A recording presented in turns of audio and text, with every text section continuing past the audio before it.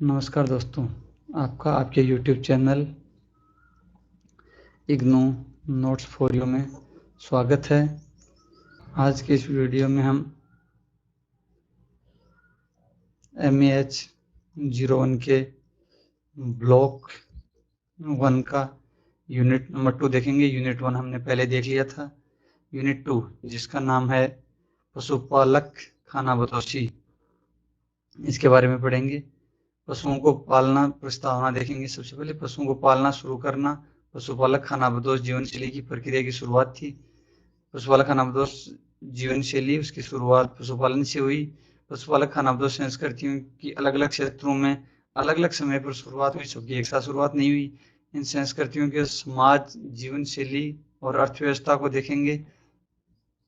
इन संस्कृतियों का प्रथम चरण ऊपरी पाषाण युग में देखने को मिलता है, परंतु ये संस्कृतियां अलग अलग रूपों में मध्य युग तक जारी रही है। कहीं कहीं बिल्कुल अलग अलग क्षेत्रों में आज तक भी जारी है। पशुओं को पालतू बनाना, उन्हें उनके प्राकृतिक निवास स्थल से पकड़कर अलग स्थान पर रखा गया, भोजन प्राप्त कराया गया। इसके बाद उनका प्रजनन भी इसी अवस्था में कराया गया।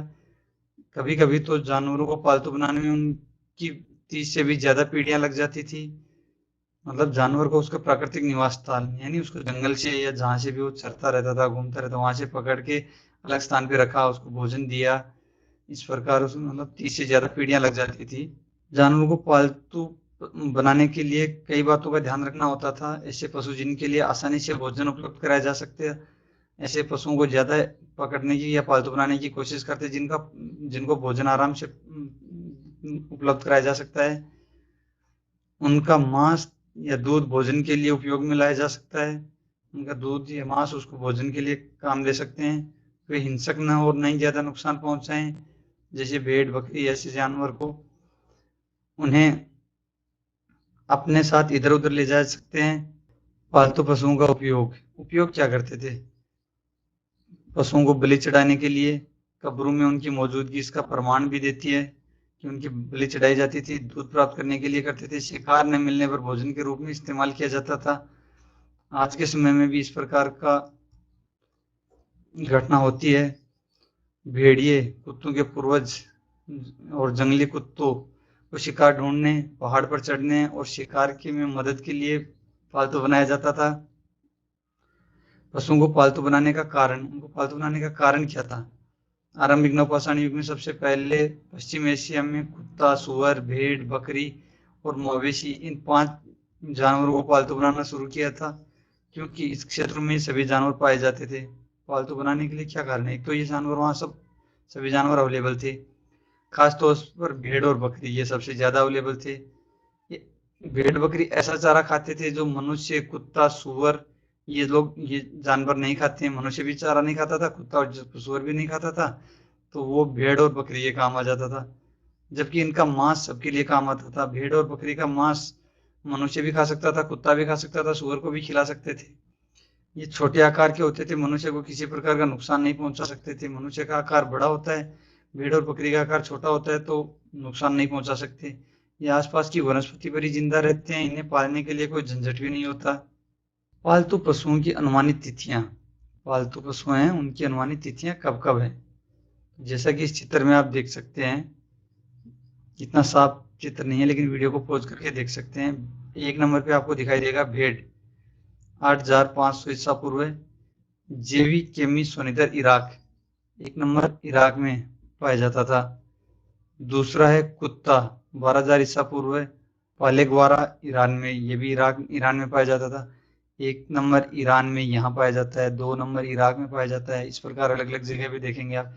3 नंबर बकरी ईरान, ये भी यहीं पे पाया जाता है, 3 नंबर। 4 नंबर सुअर, 7000 ईसा पूर्व, कायोनू टर्की, ये टर्की में पाया जाता था। 4 नंबर टर्की यहाँ है। 5 नंबर मवेशी, 6500 ईसा पूर्व, थिसेली यूनान, अनातोलिया टर्की, ये भी यहीं पे पाया जाता था। 6 नंबर गिनी पिग, ये 6000 ईसा पूर्व, आयोसुचुस्वान पेरू में पाया जाता था। रेशम का कीड़ा, ये सी इंतेसन चाइना, ये चीन में पाया जाता था, पाया गया सबसे पहले। लागा ये 3500 ईसा पूर्व है। इंडियन पर्वतीय क्षेत्र पेरू में पाया गया था। गधा और 3500 वर्ष पूर्व नीलगाठी मिस्र में पाया गया था। बैक्टीरियाई ऊंट 3000 ईसा पूर्व दक्षिणी सोवियत गणराज्य में पाया गया। सांडनी 3000 ईसा पूर्व सऊदी अरब में। सांडनी ऊंट का जो स्त्रीलिंग होता है उसको सांडनी बोलते हैं। घोड़ा 3000 ईसा पूर्व यूक्रेन सोवियत गणराज्य। मधुमक्खी 3000 ईसा पूर्व नीलगाठी मिस्र।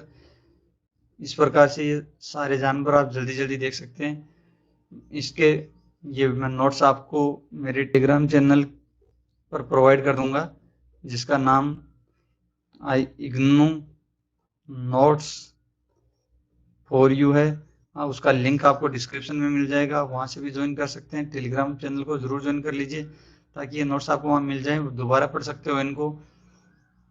भैंस 2500 ईसा पूर्व सिंधु घाटी पाकिस्तान में पाई गई थी। बत्तख 2500 ईसा पूर्व निकट पूर्व। याक 2500 वर्ष पूर्व तिब्बत। घरेलू मुर्गा 2000 ईसा पूर्व सिंधु घाटी पाकिस्तान में। बिल्ली 1600 ईसा पूर्व नीलगाठी मिस्र। हंस जल मुर्गी 1500 ईसा पूर्व जर्मनी। एल्पाका 1500 ईसा पूर्व इंडियन पर्वतीय क्षेत्र पेरू। रेंडियर 1000 ईसा पूर्व पिजरी घाटी साइबेरिया सोवियत गणराज्य में पाया जाता है। पश्चिम एशिया में पालतू पशु, अपने एशिया का जो क्षेत्र है इसमें जो पशुओं को पालतू पशु हैं वो कौन से पशु कहाँ कहाँ पाए गए थे, इसमें आप देख सकते हैं केटल इस टाइप का सिंबल है। गोट बकरी इस टाइप का सिंबल है। ये मतलब सर्टेन जो जहाँ फिक्स हो गए थे ये है, और जहाँ संभावना थी कि यहाँ पाए जा सकते हैं उनका सिंबल ये है। तो इसको आप यहाँ पर हर चीज का सिंबल के साथ दिखाया गया है, ये सिंबल है, इनको आप मैच करके आराम से रोक के देख सकते हो। जैसा पहले की बता चुका हूँ, नोट्स आपको टेलीग्राम चैनल पे मिल जाएंगे। बड़े पशुओं को पालतू बनाना, अभी तक हमने देखा है कि छोटे पशुओं को पालतू बनाते थे जो उनको नुकसान नहीं पहुंचाते, जैसे भेड़ बकरी। घोड़ा ये बड़े पशुओं में आता है। घोड़े को पालतू बनाया जाना एक प्रमुख घटना थी जिसने पशुपालक खानाबदोश संस्कृति के सामाजिक आर्थिक और राजनीतिक परिदृश्य को पूरी तरह से बदल दिया। घोड़ों को पालतू बनाए जाने और पालने का प्रमाण यूरेशिया स्टेप्स में 34 शताब्दी ईसा पूर्व से थोड़ा पहले मिलने लगता है। एक मत के अनुसार 5वीं शताब्दी ईसा पूर्व में यूक्रेन और कजाकिस्तान में इसे पालतू बनाया जाने लगा था। घोड़े की बदौलत खानाबदोश समूह को एक व्यापक क्षेत्र में खानाबदोश साम्राज्य की स्थापना में काफी मदद मिली है। साइबेरिया क्षेत्र यानी अल्ताई पहाड़ों के उरियंगाई क्षेत्र में रेंडियर पाले जाते थे। तिब्बत के ऊपरी पहाड़ी क्षेत्रों मंगोलिया, मंचूरिया, सायान और अल्ताई पहाड़ों में याक को पाला जाता था। ये याक, रेंडियर, इनकी फोटो हम आगे देखेंगे। पशुपालक खानाबदोशी, यूरेशिया स्टेप्स के खानाबदोशों की अधिक विस्तृत जानकारी मध्य युग से मिलनी शुरू होती है। खानाबदोश समूह ने न केवल अपने बीच बल्कि मनुष्य और पशुओं के बीच भी संबंध स्थापित किया। उन्होंने प्राकृतिक माहौल में अपने आप को पूरी तरह से ढाल लिया था। पशुपालक खानाबदोशों की प्रमुख विशेषताएं क्या थी? पशुपालन अर्थव्यवस्था का आधार था। सबसे मेन अर्थव्यवस्था का आधार तो पशुपालन ही था, जिससे उनका जीवन यापन होने के साथ जीवन शैली और सामाजिक बनावट भी प्रभावित होती थी। खेतियारों के स्थायी जीवन के विपरीत वे हमेशा एक दूसरे से दूसरी जगह घूमते रहते थे। पशुपालन वाले लोग एक जगह से दूसरी जगह घूमते थे, जबकि खेतिहर लोग स्थायी जीवन जीते थे, एक जगह खेती करके रहते थे। वे चारागाहों की खोज में पशुओं के साथ विभिन्न क्षेत्रों में इधर उधर घूमते रहते थे। उनके पशु अस्तबल में नहीं रहा करते थे, मतलब पशु बाहर ही घूमते रहते थे, अस्तबल नहीं था। उत्पादन जीवन यापन के लिए और मूल आवश्यकताओं की पूर्ति के लिए किया जाता था। उस टाइम व्यापार या बेचने के लिए नहीं करते थे। लगभग सभी लोग या अधिकांश लोग एक साथ पशु चराने जाते थे। कुछ पशुपालक जिनके जीवन यापन का आधार पशुपालन है, परंतु फिर भी वे स्थायी जीवन जीते थे। पशुपालक खानाबदोशी की उत्पत्ति, पशुपालक खानाबदोशी जीवन शैली है, इसकी उत्पत्ति कहाँ से हुई? इसके दो विचार हैं। एक विचार यह है कि पशुपालक खानाबदोशी की उत्पत्ति कृषि से पहले पुरापाषाण युग में हुई। उत्पादन का पहला उदाहरण रेंडियर को पालने का मिलता है। इस विचार के अनुसार उत्पादन के तरीकों के रूप में पशुपालन आया और इनमें से कोई पशुपालक समूह बाद में खेती करने लगे, जबकि कुछ पशुपालक खानाबदोश के जीवन व्यतीत करने लगे। दूसरा विस्तार यह है, कृषि और पशुपालन की शुरुआत एक साथ हुई। बड़े जानवरों को पालतू बनाने की शुरुआत स्थायी कृषि समुदायों में ही हुई। जानवरों की संख्या बढ़ने पर इन कृषि समुदायों ने अपने पशुओं के लिए भोजन और आसपास के चारागाह जुटाना मुश्किल हो गया था, इसलिए इनसे वे कुछ लोग पशुओं को लेकर चारागाह की खोज में इधर उधर निकल पड़ते थे, फिर कुछ दिन बाद लौट आते थे। धीरे धीरे खास परिस्थितियां वंश इनमें से कुछ समूह ने पूरे तौर पर पशुपालन और खानाबदोशी को ही अपना जीवन शैली बना लिया। दूर दूर क्षेत्रों में रहने वाले दो खानाबदोश समूह की अपेक्षा एक ही क्षेत्र में रहने वाले दो खानाबदोश और खेतीहर समुदाय, इनकी संस्कृति में काफी समानताएं रहती थी। उनके बीच संपर्क सूत्र भी ज्यादा घनिष्ठ और मजबूत थे। इतिहास में अलग अलग समय में पशुपालक खानाबदोश समूह की संख्या में आती निरंतर गिरावट यह बातचीत करती है कि धीरे धीरे इन समूहों ने पशुपालक खानाबदोश जीवन शैली छोड़ी और स्थायी जीवन शैली अपनाई। पशुपालक खानाबदोशों के फैलाव का आम सर्वेक्षण। कुछ प्रजाति के जानवर विस्तृत क्षेत्रों में अलग अलग जलवायु और भौतिक परिस्थितियों में पाले जा सकते थे, जबकि कुछ को विशिष्ट क्षेत्र में ही पाला जा सकता था, जैसे भेड़, बकरी, गाय, भैंस, सुअर, घोड़े आदि को कहीं भी पाला जा सकता था। इसके कारण इनका क्षेत्र व्यापक था, मतलब बहुत जगह पाए जाते हैं। ऊंट है, ऊंट गर्मियों में पाया जाता है। याक और रेंडियर ये इलामा ये ठंडे इलाकों में पाए जाते हैं। इनके मतलब जलवायु विशेष और परिस्थिति परिवेश में ही पाए जाते हैं। कभी कभी एक ही समुदाय भेड़ और बकरी के साथ घोड़े या गाय, भैंस या फिर अलग अलग क्षेत्रों में ऊंट भी पाला करते थे। ये खानाबदोश ज्यादातर अपने जानवरों के जीवन यापन के लिए ऐसे वृहद कृषि क्षेत्र में रहा करते थे, जिसके कुछ भागों में कृषक रहते थे, बाकी जगह में ये लोग रहते थे। विभिन्न क्षेत्र जहाँ पशुपालन खानाबदोश रहते थे। यूरेशिया स्टेप्स में 7वीं शताब्दी ईसा पूर्व से ही पशुपालन किया जाता था। 6ठी शताब्दी ईसा पूर्व तक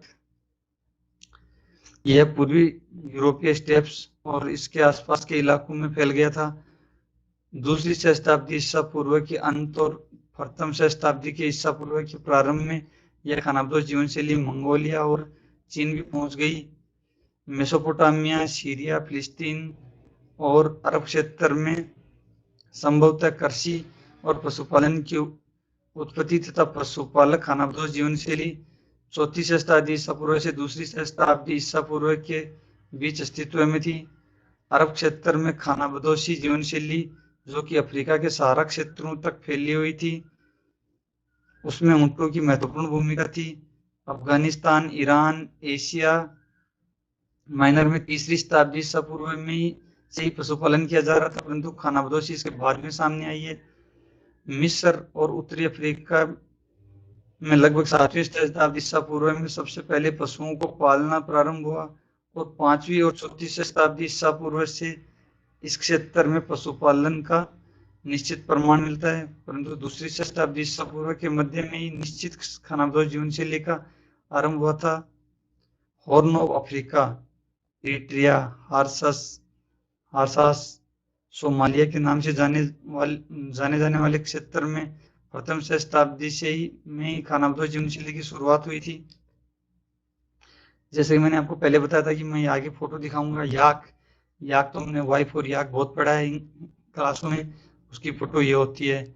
इलामा और ठिकुना है, ये दोनों ऊंट की प्रजाति के जानवर हैं। ऊंट के रूप में देखते हैं, इनकी गर्दन भी उसी टाइप से है, ऊंट की टाइप की होती है।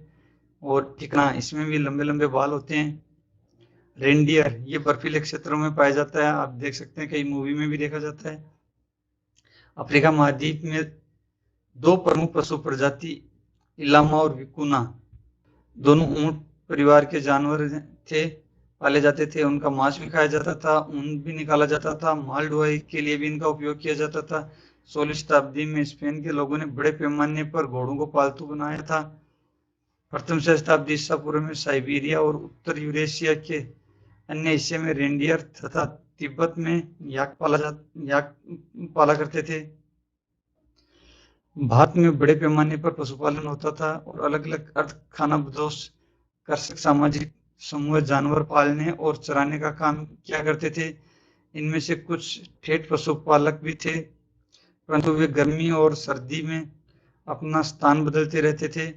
उप हिमालय क्षेत्र और राजस्थान के गुज्जर और बकरवाल, कश्मीर के गद्दी और राबरी, लद्दाख के चंगपा, दक्षिणी भारत के गोल्ला, कुरुबा और दूसरे कुछ क्षेत्रों में लोंगवाई और सुगाली इस प्रकार के पशुपालक खानाबदोश थे। खानाबदोशी के विकास में घोड़े और ऊंट ने महत्वपूर्ण भूमिका निभाई है। घोड़े के लिए कहते हैं कि हालांकि दूसरे क्षेत्रों में अन्य जानवरों पर लोग आश्रित थे, परंतु घोड़ा हाल तक लोगों के जीवन में महत्वपूर्ण स्थान रखता है। कलाओं, टोटकों, अनुष्ठानों में इसे पालतू बनाए जाने, प्रशिक्षित किए जाने और इसके समुचित उपयोग, मालिक के साथ इसके प्रकट संबंध की स्मृतियां सजोई हुई हैं। जिस प्रकार खाद्यान्न कृषि सभ्यताओं का आधार था, उसी प्रकार खानाबदोश जीवन शैली की प्रमुख रगधमनी थे। स्टेप्स की खानाबदोश संस्कृति की एक बड़ी सभ्यता के रूप में उत्थान की प्रक्रिया में घोड़े का महत्वपूर्ण स्थान था। घोड़े के जरिए दूसरे जानवरों पर नियंत्रण रखा जाता था, उन सभी को मनुष्य की सेवा में लाया जाता था। ठीक उसी प्रकार जैसे मनुष्य खेती और समाज में अनाज का अधिशेष उत्पादन करता था और सभ्यता की ओर कदम उठाता था। स्टेप्स और दक्षिणी पूर्व यूरोप के ऊपरी क्षेत्र, मंगोलिया, ट्रांसकैकेशियन और एशिया के अन्य हिस्सों में भी खानाबदोशी फलती फूलती रही और लंबे समय तक स्थिर समाजों पर इनका सैनिक प्रभुत्व बना रहा है। रिचर्ड एन फ्राई के अनुसार उनका क्या कहना है घोड़ों के लिए? घोड़ों पर हथियार लेकर तीर कमान उस टाइम मुख्य हथियार था। युद्ध करने की कला उन्होंने खानाबदोशों से ही सीखी है। हालांकि घोड़े की काठी और लगाम का उपयोग पहले शुरू हो गया था, परंतु रकाब का उपयोग बाद में शुरू हुआ है। खानाबदोश घोड़े पर ही लगभग अपना पूरा जीवन बिताते थे, जो खानाबदोश जीवन शैली की अनिवार्य विशेषता थी, और युद्ध के दौरान वे बचे हुए लोगों पर आसानी से हावी हो जाया करते थे, क्योंकि खानाबदोश बड़ी तेजी से आक्रमण करते थे और जब तक लोग कुछ कर पाते वे वापस उन्हें भौचक्का छोड़ स्टेप्स में लौट जाते थे। अपनी त्वरित गति के कारण वे लोग हमेशा ऐसा कर पाते थे। इसी प्रकार अरब और अफ्रीका के सहारा क्षेत्र में ऊंटों का उपयोग से विशाल मरुभूमि क्षेत्र पर वे अपना कब्जा जमा सके और इससे उन्हें लंबी दूरी के व्यापार में भी बढ़त मिली। इससे उन्हें इस क्षेत्र में छोटे कबीलाई समुदायों को एकत्रित करने में भी मदद मिली। आवागमन के क्षेत्र, पशुपालक के आने जाने का जो क्षेत्र था या मेन क्षेत्र, मुख्य क्षेत्र कौन सा था या कहाँ रहते थे? अपने पशुओं के भोजन की खोज में पशुपालक खानाबदोश अपने जानवरों को ज्यादा चारा खिलाने के लिए ज्यादा वर्षा वाले स्थानों पर ले जाते थे। उनके जानवर किसानों की फसल को नुकसान पहुंचाने लगते थे, इसलिए वे इन इलाकों से दूर चले जाते थे। फसल कटने के बाद वापस लौट आते थे ताकि उनके जानवर इन खाली खेतों में चर सकें और अपने मल द्वारा इन खेतों को नई बुआई से पहले उर्वरा से संपन्न कर सकें। मौसम के बदलाव के कारण गर्मियों और सर्दियों में चारागाहों की तलाश में भी एक जगह से दूसरी जगह जाते थे। कई विद्वान इसे ठेठ खानाबदोशी से अलग मानते हैं। इनके पशुपालक निश्चित मार्ग अपनाते थे और दूसरी जगह भी एक निश्चित स्थान पर ही रहते थे, इसलिए वे पूरी तरह से खानाबदोश नहीं थे। उप हिमालय क्षेत्र के गुज्जर और बकरवाल, कश्मीर घाटी के गद्दी, राबरी, चेंगपा को इस तरह के पशुपालक थे।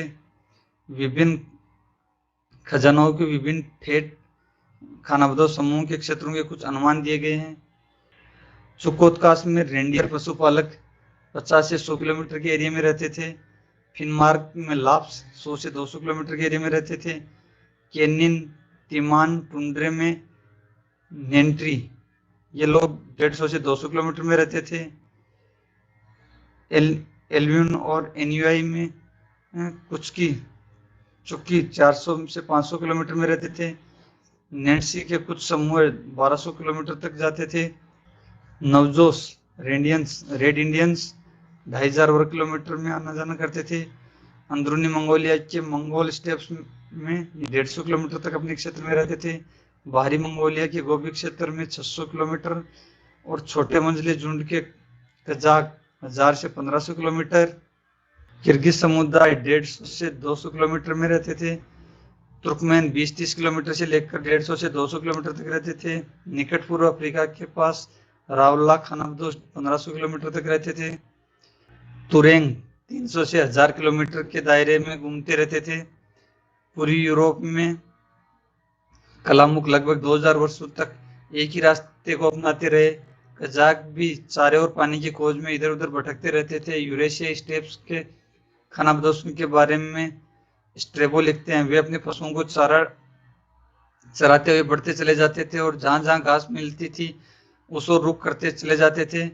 जाड़े के दिनों में वे लेक मालिटस के दलदली इलाकों में रहते थे और गर्मी के दिनों में मैदानी इलाकों में चले जाते थे। प्लानो कार्पानी द मंगोल मिशन ने भी गार्डनर के खानाबदोशों के बारे में ऐसा ही वर्णन किया है। ये सब लोग जाड़े के दिनों में समुद्र की ओर चले जाते थे और गर्मी के दिनों में फिर उत्तर की ओर नदियों के किनारे होते हुए पहाड़ों पर चले जाते थे। समाज और अर्थव्यवस्था। पशुपालक खानाबदोशी जो जीवन थे, लोग जीते थे, उनकी समाज और अर्थव्यवस्था कैसी थी। इतिहास के पन्नों में खानाबदोश जीवन शैली बर्बरता के लिए कुख्यात रही है। एक जगह बसे हुए समाजों और सभ्यताओं के लिए इनका आना किसी प्राकृतिक आपदा से कम नहीं होता था।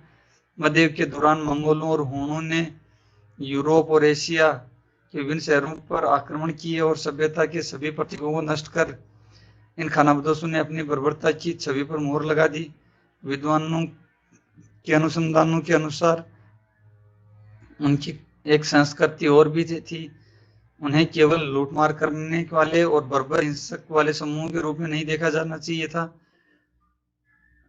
इनके पशुपालक खानाबदोशों की जीवनशैली, सामाजिक और राजनीतिक ढांचे और अर्थव्यवस्था के बारे में जानकारी मिलती है। खानाबदोश संस्कृति को ठीक से समझने के लिए विद्वानों ने पुरातात्विक साक्ष्यों और ऐतिहासिक प्रमाणों के अध्ययनों के अलावा मौजूदा समूह में रह रहे खानाबदोश समूह की जीवित संस्कृतियों का सहारा लिया है।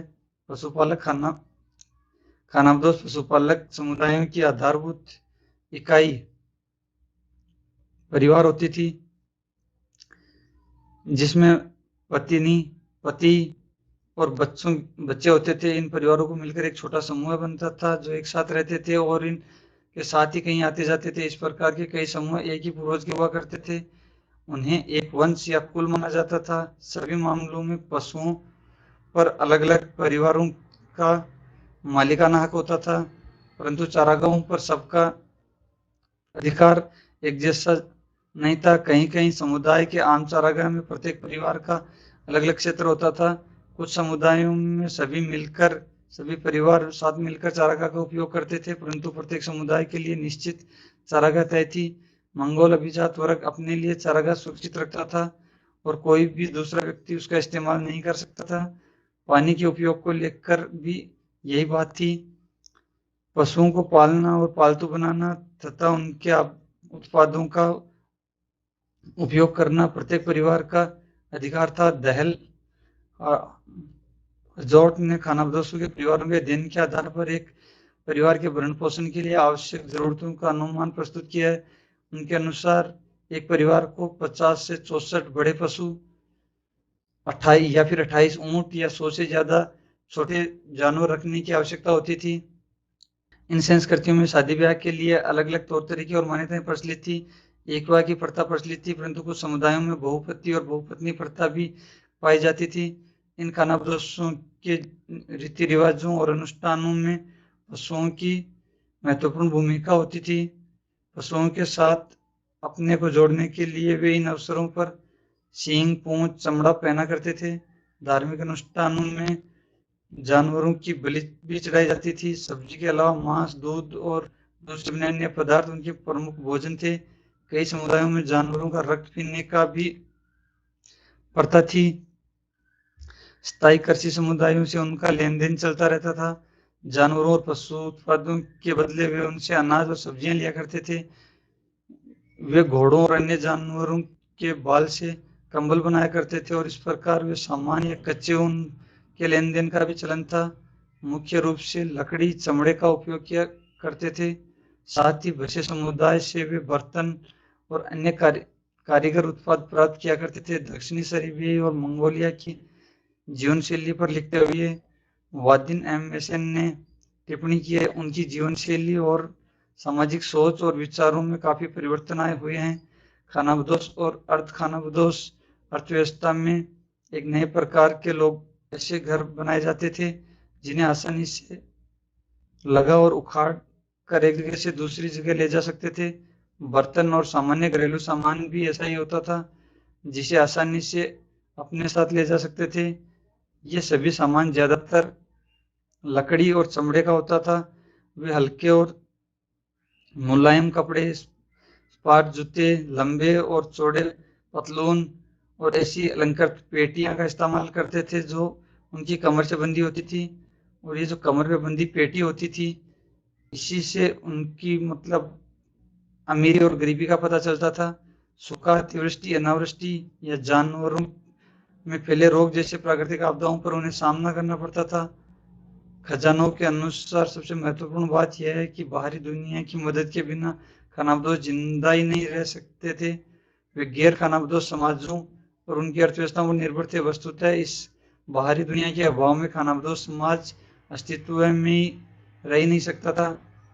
यह अपने समकालीन समाज के साथ होने वाली क्रिया प्रतिक्रिया से ही जीवित रहता था।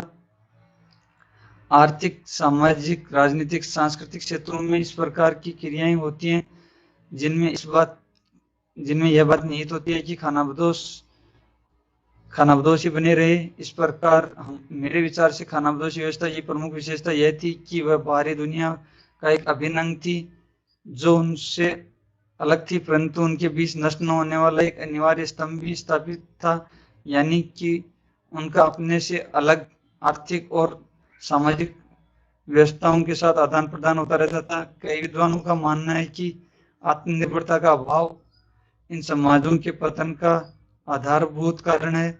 यह अपने आसपास के स्थायी और स्थिर रूप से बसे समाजों के बल पर ही जिंदा रह सके थे। वे बराबर इन बसे हुए लोगों पर आक्रमण करते थे, उन्हें लूटते थे और इसी लूटपाट से उनका गुजरा बसरा होता था। ये दोनों ही मतों से पूरी तरह सहमत होना संभव नहीं है, क्योंकि पशुपालक खानाबदोश अर्थव्यवस्था इतिहास में लंबे समय तक कायम रही है। कुछ अस्थिर और क्षणभंगुर साबित हुई है, तो कुछ अर्थव्यवस्थाएं लंबे समय तक सफलतापूर्वक जीवित रही हैं। Thanks for watching my video till and. अगर आपने अभी तक चैनल को सब्सक्राइब नहीं किया और वीडियो को लाइक नहीं किया तो वीडियो को लाइक करें, चैनल को सब्सक्राइब करें। Thank you so much again. Bye bye.